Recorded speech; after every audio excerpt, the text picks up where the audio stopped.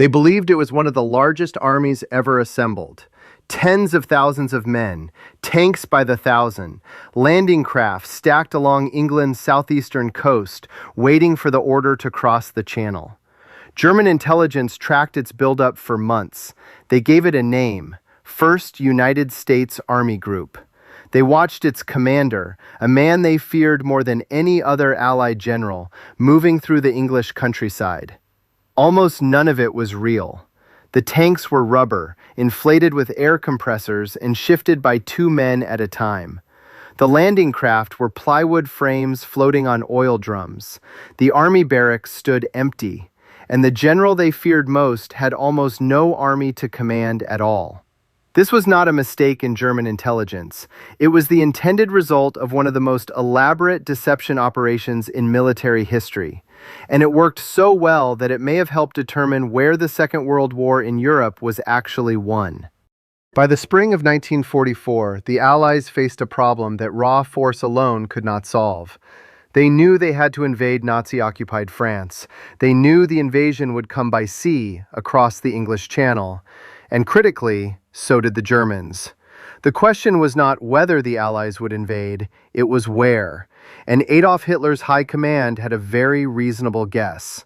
Pas de Calais, the narrowest point of the English Channel, the shortest route from England to France, the most direct path toward Germany itself. If the Allies were rational, Calais was where they would land. The Allies knew this too, which meant that if the Germans correctly guessed Normandy, the invasion could be met by concentrated German forces at the water's edge, forces capable of crushing the landing before it ever secured a foothold. Simply hiding the true invasion site was not enough. Germany already suspected the truth might lie elsewhere. What the Allies needed was something far more difficult. They needed to give Germany a better story, a more convincing target, an invasion so plausible that German commanders would keep their most powerful reserves waiting in the wrong place, even after the real invasion had already begun. To do that, they would need to build an army that did not exist. The plan was part of a larger web of Allied deception, an umbrella campaign known as Operation Bodyguard, designed to mislead German strategic thinking about Allied intentions across multiple fronts. Within Bodyguard, one operation was built specifically to protect the Normandy landings, Operation Fortitude South. Its target was not a beach or a bridge. Its target was the mind of the German High Command. Fortitude South's task was to convince Berlin that the Normandy landings, whenever they came, were not the main invasion at all. They were a diversion, a feint, something to draw German attention and reserves away from the real target. And the real target, according to the story the Allies wanted Germany to believe, was still coming, at Calais, later, with overwhelming force. For that lie to hold, Germany needed to believe an entire army group was still sitting in England, prepared to strike. So the Allies built one. On paper, and increasingly in the eyes of German reconnaissance, a new Allied force took shape in southeastern England, the First U.S. Army Group, FUSAG. To the officers who tracked German intelligence reports, FUSAG needed to look like exactly what an invading force at Calais would require: multiple armies, armored divisions, artillery, logistics chains stretching back through southern England. In reality, FUSAG had barely any combat troops behind it, a small skeleton staff, a handful of real signals units, and an idea, carefully maintained, that this phantom command controlled forces far larger than anything the Allies could spare for a second invasion. For the deception to be believed, it needed a face, a commander with a reputation German officers respected, someone whose name alone would signal that this army was real and dangerous. They chose General George S. Patton. Patton was, by 1944, one of the most feared American commanders in the German High Command's estimation. His performance in North Africa and Sicily had earned him a reputation for aggression and speed. German intelligence officers had studied his tactics. They assumed that wherever Patton commanded, a major offensive would follow. Placing Patton at the head of FUSAG was not incidental. It was central to the entire deception. If Germany believed Patton was preparing to lead the main invasion force, they would believe that force existed, no matter how thin the reality behind it actually was. Patton made public appearances. He was seen. He traveled through southeastern England, the region positioned directly opposite Calais. To German intelligence watching for signals, his presence there was itself evidence. Patton does not sit idle. Patton commands armies that attack. But a commander and a name were not enough. An army needed to look like an army from above and from a distance. It needed to survive the scrutiny of aerial reconnaissance and agents on the ground.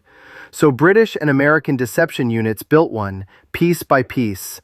Inflatable tanks, made from rubber and canvas, positioned in fields where German reconnaissance aircraft could photograph them.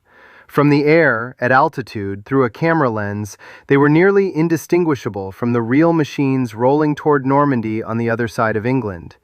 Dummy landing craft floated in harbors and estuaries, framed in plywood and canvas, built to sit low in the water and cast the silhouette of real assault vessels.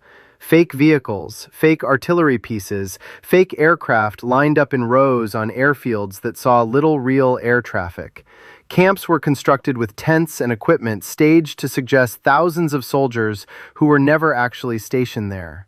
Supply depots appeared to fill with material that, in truth, barely existed. Small teams moved this equipment periodically, repositioning dummy vehicles and altering camp layouts so that repeated reconnaissance passes would suggest a living, breathing army in constant preparation, not a static prop set. To a pilot flying overhead at several thousand feet, glancing down for seconds at a time, it looked exactly like what German intelligence expected to see. Because that expectation was precisely what the Allies had studied and built toward. But visual deception could only do part of the job. An army that looked real from the air still needed to sound real to anyone listening from the ground. That meant radio. Real armies generate enormous volumes of radio traffic. Orders, logistics requests, unit communications, all moving constantly between headquarters and the field. German signals intelligence listened for exactly this kind of activity, using it to estimate the size, location, and readiness of Allied forces. So the Allies gave them radio traffic to listen to. Specialized signals units generated a constant, carefully constructed stream of message traffic, mimicking the communication patterns of a genuine multi-division army group. The volume, timing, and structure of these transmissions were designed to match what German analysts would expect from a force preparing for a major cross-channel assault. To an intelligence officer in Berlin, piecing together fragments of intercepted signals, the picture forming was unmistakable. An army was massing. It was communicating like an army. It was positioned like an army. It was commanded by a general who fought like an army was behind him. Every layer of the deception reinforced every other layer. The rubber tanks supported the radio traffic. The radio traffic supported Patton's presence. Patton's presence supported the reconnaissance photographs, and all of it pointed toward the same conclusion Germany was already primed to believe. The real invasion was still coming, and it was coming at Calais. But visual illusions and radio signals could only carry the deception so far. For Fortitude to truly succeed, Germany needed more than clues to interpret. It needed a source it trusted completely, someone inside the deception itself, feeding information directly into German intelligence, someone the Germans believed was working for them. That person, and the network around him, would become the most dangerous weapon in the entire operation. Garbo's real name was Juan Pujol Garcia, a Spanish civilian who had, on his own initiative, tried to become a spy for Germany before ever working for the Allies. His first attempts were almost absurd. He built an entire fictional network of German sub-agents inside Britain without ever having set foot in the country, feeding invented reports from a base in Portugal. German intelligence believed the reports. They had no idea their prize source in Britain had never actually crossed the channel. Once British intelligence identified him, they recognized something rare. Not just a willing double agent, but a gifted one. a man capable of constructing an entire imaginary intelligence network, convincing enough to fool a professional service without ever being caught. They recruited him, and they gave him something far more dangerous than freedom. They gave him credibility. Working under British control, Garbo continued to operate his fictional network, now feeding the Germans a carefully engineered mixture of true, low-value information and false, high-value information. The true details were the price of trust. Small, accurate, occasionally verifiable facts that cost the Allies little but made every report Garbo sent seem reliable. The false details were the payload. Garbo was not the only double agent working within the Fortitude deception. He operated as part of a wider network of German agents in Britain who had, in reality, been turned or controlled by British intelligence. Piece by piece, this network built the human testimony to support what German reconnaissance photographs and radio intercepts already seemed to confirm. A massive Allied force under Patton's command, still forming, still waiting, still aimed at Calais. To the Germans, this was not one deception. It was independent confirmation. Aerial photographs showed the army. Radio traffic showed the army. And now trusted human sources, agents Berlin believed were loyal, were reporting the same army from the ground. Every strand of evidence pointed the same direction because every strand had been placed there by the same hand. By the time the invasion of Normandy actually began, this web of deception had been operating for months, layering confirmation upon confirmation into the highest levels of German military intelligence, which meant that when the real invasion came, Germany already had a story ready to explain it. And that story said Normandy was not the main event. In the days and hours before June 6th, German commanders faced genuine uncertainty. Weather conditions across the Channel were poor enough that some German officers believed a major Allied crossing was unlikely in the immediate term. Field Marshal Erwin Rommel, who commanded the coastal defenses in the west, was away from his post, having judged conditions unsuitable for an imminent Allied landing. Then, in the early hours of June 6th, Allied paratroopers began dropping over Normandy. Naval bombardments opened along the coast, and by morning, tens of thousands of Allied soldiers were coming ashore on 5 beaches along the Normandy coastline. The invasion German intelligence had spent months preparing to disbelieve was already underway. What happened next was the moment Fortitude South had been built for. German commanders did not immediately conclude that Normandy was the main Allied effort. Many held to the belief, shaped over months by exactly the deception campaign the Allies had constructed, that Normandy might be a preliminary operation, a feint designed to draw German reserves out of position before the true invasion struck at Calais. Adolf Hitler himself remained cautious about committing his most powerful reserves away from the Calais region in the days immediately following the landings. Germany's 15th Army, stationed in the Pas-de-Calais area, represented a substantial force that could have reinforced the fighting in Normandy. Instead, significant elements of it remained in place, held back against an invasion that Fortitude had convinced German high command was still coming. The result of one decision made in one room on one day. It was the product of an entire intelligence picture, built over months, telling German commanders that the FUSAG threat was real and still active. Garbo himself continued transmitting messages in the days after D-Day, reinforcing the idea that Normandy was a diversion and the true invasion force, under Patton, remained poised to strike Calais. For weeks after the Normandy landings, German forces continued to anticipate a second, larger invasion that was never going to come. Divisions that could have reinforced the fighting in Normandy, where Allied forces were struggling to break out of the beachhead through difficult terrain and determined resistance, instead remained committed to defending a stretch of coastline that no army was ever going to attack. This is the point in the story where it becomes tempting to overstate what the fake army actually accomplished. So it is worth being precise about what history actually supports and what it does not. Fortitude South did not win the war. It did not single-handedly win D-Day. The soldiers who stormed the beaches of Normandy still faced real German defenses, real minefields, real artillery, and real machine gun fire. Men still died taking those beaches, regardless of how many German divisions were sitting idle at Calais. What Fortitude did was narrower, and in some ways more remarkable. It bought time. It shaped a decision. It kept a portion of Germany's available strength pinned in the wrong place during the critical weeks when the Normandy beachhead was most vulnerable, when Allied forces were still fighting to secure and expand their foothold on the continent. Historians differ on exactly how decisive this effect was. Some emphasize that German hesitation at Calais also reflected broader problems within the German command structure. Confusion over who had authority to release armored reserves, disagreements between commanders like Rommel and Rundstedt over how to defend against an invasion in the first place, Hitler's own reluctance to delegate critical decisions, and delays in Allied intentions being fully understood, factors separate from Fortitude itself.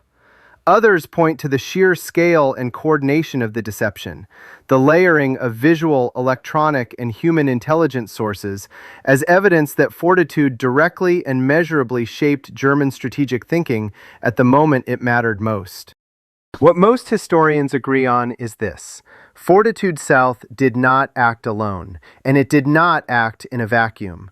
It worked alongside Allied air superiority, which limited German reconnaissance and made it harder for German commanders to verify what their own eyes might have told them. It worked alongside Allied naval power, which protected the beachhead and its supply lines once the landings began. It worked alongside the sheer logistical achievement of landing and sustaining an invasion force on hostile shores. And it worked within a broader German command structure already struggling with divided authority and uncertain judgment. Fortitude did not defeat Germany, but it helped create the conditions under which the Normandy invasion had a chance to survive its most dangerous opening weeks, weeks during which a concentrated German armored response, if unleashed early and in full force, might have made the difference between an Allied foothold and an Allied catastrophe. There is also a distinction worth making clearly, because the popular version of this story often blurs it. This was not simply an American operation, and FUSAG was not simply an American fake army. The deception was conceived and directed largely by British intelligence, working through the London Controlling Section, which coordinated Allied deception planning.